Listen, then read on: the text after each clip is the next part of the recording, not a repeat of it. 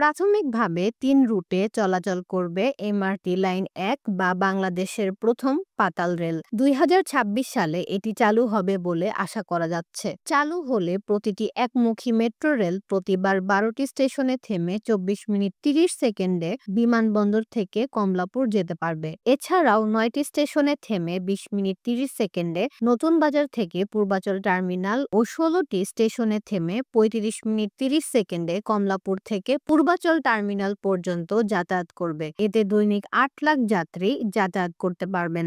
Dhaka mass rapid transit development প্রজেক্টের প্রকল্প পরিচালক মোহাম্মদ আবুল কাশেম ভূঁইয়া ২০ ফেব্রুয়ারি বৃহস্পতিবার এক সংবাদ বিজ্ঞপ্তিতে এ তথ্য জানিয়েছেন। বিজ্ঞপ্তিতে বলা হয়, উত্তর স্টেশন থেকে মতিঝিল স্টেশনের দূরত্ব ১৮.৯৩ কিলোমিটার। যাতায়াতের মোট সময় লাগবে ৩৩ মিনিট ৩৪ সেকেন্ড। স্টেশনে যাত্রা বিরতির সময় ৩০ সেকেন্ড থেকে ৪৫ সেকেন্ড।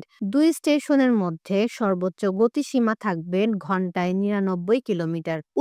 উত্তর থেকে মতিঝিল পর্যন্ত স্টেশনগুলোতে যাত্রা বিরতি করা না হলে প্রকল্প অনুযায়ী মেট্রো রেলের সর্বোচ্চ গতি হবে ঘন্টায় ১০০ কিলোমিটার। এমআরটি লাইন ১ এর বিমানবন্দর রুটের পাশাপাশি টানেল মাটির উপরিভাগ থেকে কম বেশি ১০ মিটার থেকে ১৩ মিটার গভীরতায় নির্মাণ করা হবে। তবে কমলাপুর থেকে রামপুরা পর্যন্ত এলাকায় সড়কের প্রশস্ততা কম থাকায় ওপর নিচ পদ্ধতিতে মাটির উপরিভাগ থেকে সর্বোচ্চ ৩৪ মিটার গভীরতায় টানেল নির্মাণ করা হবে।